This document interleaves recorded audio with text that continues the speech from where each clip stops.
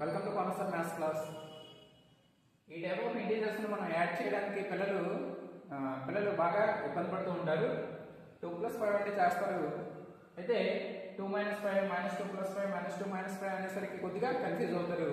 Confuse అవ్వకుండా ఉండాలంటే సింపుల్గా ప్లస్ వాల్యూ అంటే మన దగ్గర ఉన్న డబ్బులు, మైనస్ వాల్యూ అంటే అప్పు అని చెప్పి, ఇక్కడ +2 + 5 ఉంది కాబట్టి ఇక్కడ మన దగ్గర 2 రూపాయలు ఉన్నాయి, అదేవిధంగా ఇంకొక 5 రూపాయలు అవి కూడా మన దగ్గర ఉన్నాయి. అయితే టోటల్ మన దగ్గర ఎంత ఉంటాయంటే 7 రూపీస్ ఉంటాయి. ఇది వెంటనే చెప్పేస్తారు. అయితే ఇక్కడ 2 - 5 అనేసరికి ఆలోచిస్తారు.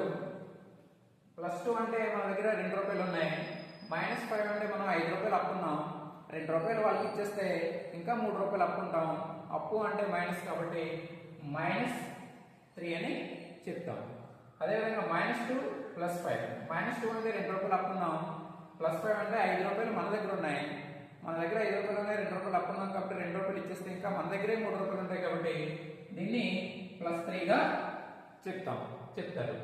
అదేవిధంగా -2 - 5, -2 అంటే 2 రూపాయలు అప్పున్నాం, -5 అంటే 5 రూపాయలు అప్పున్నాం, మొత్తం 7 రూపాయలు అప్పున్నాం కాబట్టి దీన్ని -7గా రాస్తాం.